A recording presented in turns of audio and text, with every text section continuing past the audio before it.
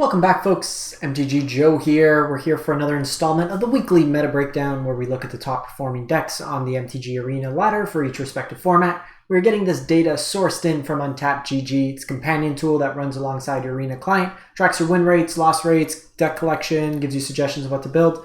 Link is in the video description if you want to get started. A whole bunch of free stuff you can do with Untapped. Click that link and get started. As well, I will post all these deck lists into the video description if you want to easily import them into MTG Arena. So this video is for standard best of 1. If you're looking for best of 3, Explorer, Alchemy, Historic, whatever it may be, videos are going to be posted within the respective playlist. Notably, with some of the Eternal formats, we've had too small of a population size the last week at least. For best of 3, but I'll try to get that out as soon as possible if you're folks that are looking for that type of content. So we will jump into it. We are looking July 10th to the 17th. Platinum to Mythic rank as always, 180,000 games of Magic played, tongue-tied there, and the top performing deck of the week, Mono White Aggro. So return of the former powerhouse of the format. This version of Mono White is basically leveraging up to the 4-drop slot. You have the Wandering Emperor as well as Legion Angel in this particular list. I don't know why you have learn cards because there's nothing to be learned in this deck. I'll cut these out of the deck list, but you have Legion Angel. That should be the only thing in your sideboard. Really with Mono White from week to week, what we really want to look at is, are they playing 4-drops? If so, in this case, Wandering Emperor. It's another good card against the Boros Agro deck. If they have any other sort of removal, so in this version we also see Portable Hole. Again, good against the Boros deck, a lot of the smaller creature aggressive decks. And then what the configuration of their 3-drops look like. There's a lot of powerful 3-drops. So we're seeing Brutal Cathar and Skyclave Apparition as a 2-3 split. We've sometimes just seen 4 Brutal Cathars, sometimes seen a 3-3 split. So these are all things that we want to keep in mind as we're looking through. Spellbinder as well as a 4-of, just attacks the big mana decks, some Reidanes as well. So this version of the deck is almost anticipating bigger mana decks or control decks based on the configuration of the 3-drops. It's typically how you kind of look at things. But other than that, like just aggressive curves, looking to kill things quick, 2k of the Frost Dragons in the mana base. The next deck, and not gonna lie, I don't know how this one wins. So this is Mono Red Goblins. It's a budget deck. I'm actually curious. Okay, so it's doing most of its winning in the Platinum rank. As we see, there's not enough games played. So 67%. The only rares in the deck are for Hobgoblin, Bandit, Lordos, and 3 Den of the Bugbears. It's using a burn package powered from snow-covered mountains with Frostbite, as well as Roil Eruption, but you're just playing goblins, and you're turning goblins sideways, and you're smashing face, and hoping Hobgoblin can lord them out, and then kind of ping some extra damage. When you're playing Constructed All-Star, Hulking Bugbear. The only Bugbear you should be playing is its Den, not the Hulker. But if you're looking for a budget deck, this is something to consider. The only thing is, like, you could get some wins with it, which is great, but like this card's not really portable anywhere else, but the Dens are. So if you make a commitment of only 4 rares, you can get some wins if you're starting off. Back to what was the powerhouse, and probably still is to some extent each week, Boros Agro. And really from week to week, what we're just seeing is a move to Angel Fire Ignition. We're seeing a shave down of 1 Raiju, 1 Brutal Cathar. The Angel Fire helps with these mirrors. I'd actually be more inclined to keep the 4th Raiju and kill the Valorous stance. But this deck, Boros Agro, Boros Burn, whatever you want to call it, is just very aggressively slanted haste creatures that get counters through a variety of ways, like Luminarch Aspirant, Chapter 2 of Kumano, Day-Night Cycle with Sunrise Cavalier, some burn mixed in, and then just chunk out huge amounts of damage in a given shot.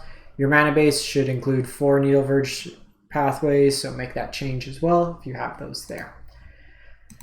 Next deck, Teamer. This is not a Teamer aggro deck. The tags, they're killing me today. Untapped. We gotta work on these. The deck that doesn't play a creature until turn 5 is not an aggro deck. This is a Izzet Splash Green for triple green. Treasure kind of deck.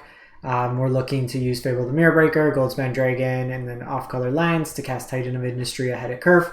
Outside of that, you just have a lot of bounce and removal with like Fading Hope, Dragon's Fire, Voltage Surge, and then some counters mixed in. You can start making copies of either Titan of Industry or Goldspan Dragon to kill your opponent that way. Then we got Orzov Angels. Okay, we're checking. Are there angels here? There are angels here. Okay, so good first step. This is a mid-rangey kind of focus deck, just under 60% win rate. You're using the angel package with like Giada, as well as Righteous Valkyrie to make big angels through lifelink and gaining life and stuff. Legion Angel package. This version's playing 3 of Starheim Unleashed, so it's really going into this mid-rangey focus. Liaison on the top end. Elspeth, one of my favorite cards. Giving lifelink to a bunch of things. You got Furja's Retribution to kind of make a creature deal some damage with your angels and double strike. Youthful Valkyrie. This card's $10 in paper. Last I checked. Kind of getting a buff. This version's playing Luminarch Aspirant, where not an angel, but a cleric for the Righteous Valkyrie. You got Restoration to help fix your mana, kind of reanimate stuff.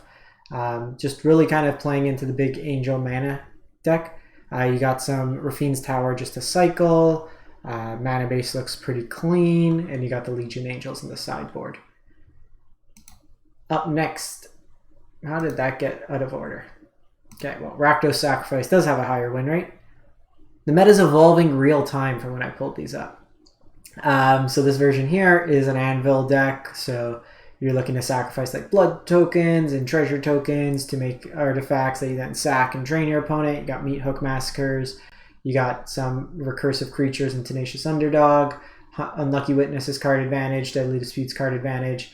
You got removal in like Eaten Alive and Voltage Surge that can scale. Epicures, ping damage, and gives you blood tokens, same as Blood Tithe Harvester, which also can be used as removal. And then Omnixus to sack, and just really you want to like nickel and dime your opponent with this deck and just grind them out that way there. Now I'm like self-conscious that I'm doing mana-based checks. Play 4s. Don't play 3 of a pathway in a 2-color deck. Then we have Naya Humans. It says mono white, splash, green and red. You got Halana and Alana, as well as Sigarda on the top end. Halana gives things haste and bunch power. Sigarda gives an anthem and some card advantage. Other than that, you got your taxers, you got your removal kind of ish, and then like Adelines, Intrepids, Luminarchs kind of in here. This deck really kind of gets rolling 2, 3, 4 as opposed to like the mono white deck where you have a lot more 1-drops.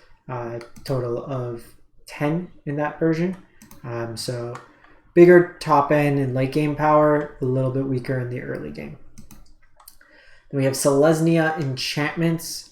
This deck, again, play more of the dual lands in your deck. This version is somehow winning 58%. Again, I'm going to kind of do a spot check here. Okay, if you're in Platinum, this might work. Doesn't seem to work outside of that, but like 4 of Jukai Naturalist, 4 of Generous Visitor should be in the deck. You shouldn't be playing 4 of Catilda. Let me check if there's another version of this. This one does not seem well built. I don't want folks spending wild cards on decks. Okay, this one looks a lot more refined. Alright. Sorry. Alright, so this one's a lot cleaner of a version. Again, we're seeing 4 ofs, 4 ofs. 4 of Generous Visitors, 4 of Naturalists, 4 of Kami's that gets its buff. We have Mishiku to buff, card advantage, and you have a lot of ways with the Enter the Battlefield to double with Weaver Harmony to get that utility there. So it's kind of a grindy-ish version. You want to try to draw cards with like Spirited Companion and stuff like that. We've seen sometimes these decks also go into Hallowed Haunting as kind of a value engine as well, but ideally what you want to do is like Mishiko, on like something with Trample, either the Naturalist or with Runamite, and then put a bunch of counters and kill them that way there. We got Izzet Mill, 58%. So this is a Ruin Crab deck, everybody's favorite 1-drop. You're playing Maestro's Theater, Evolving Wilds, just ways to get extra land drops to trigger the mill. And what you're trying to do with this deck is either Galvanic Iteration or Dual Strike, Tasha's Hideous Laughter or Maddening Cacophony to mill out your opponent that way there. Access to 1 mana, like 8 1-mana removal spells seems pretty solid for it. Crush the Weak for sweepers, and then some kind of card advantage on the top end of the deck. Also Expressive Iteration. This card's pretty good considering it's banned in a bunch of formats. We got Boros Control, Boros Reanimator. So this deck here, what you're trying to do is throw cards into your graveyard, Thrilling Discovery, Chapter 2 of Fable the Mirror Breaker, Seize the Spoils. And what you want to do is be able to cast Invoke Justice, ideally on a Velomachus Lorehold, which then gets 9 power, which then lets you cast like a Miria's Call, another Invoke, burn down the house, stuff like that. You can also bring out Sanctuary Warden or Wandering Emperor, stuff like that. Notably, so you can see here with like untap, I'm missing 2 Sanctuary Wardens. If I hover here, you can see I have 17 Mythics syncing my collection. So that way there, if I want to build this deck, I need to throw in 2 more Mythics to be able to build this particular configuration. Then we got Jeskai, Hinata Control. This deck here is looking to get Hinata out and then reducing the cost of targeted spells.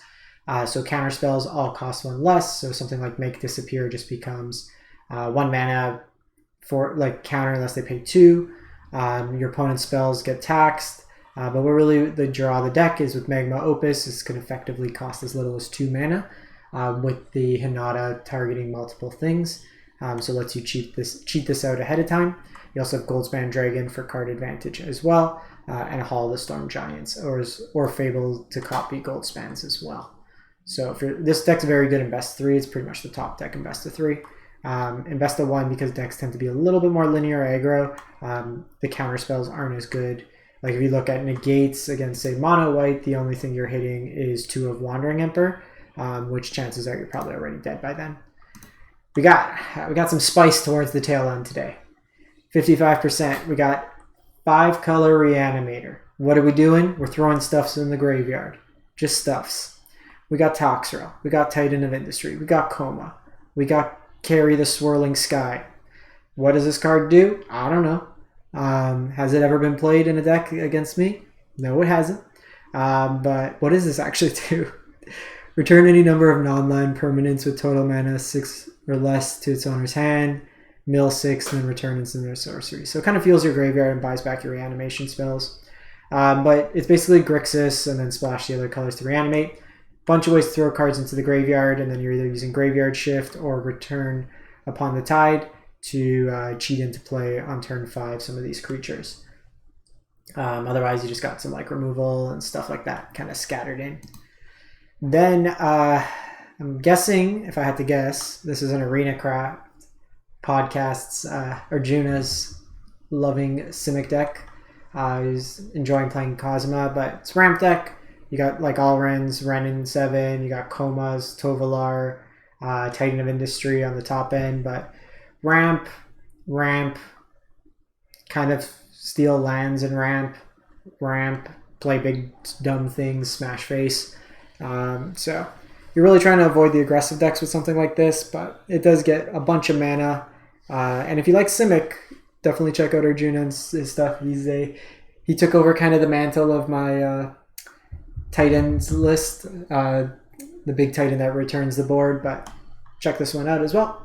In any case, that's it for the week. A little bit all over the place, but some cool decks nonetheless. If you do enjoy this content, greatly appreciated. If you can, drop a like, comment, and if you haven't done so already, consider subscribing to the channel. All are free and easy ways to help out.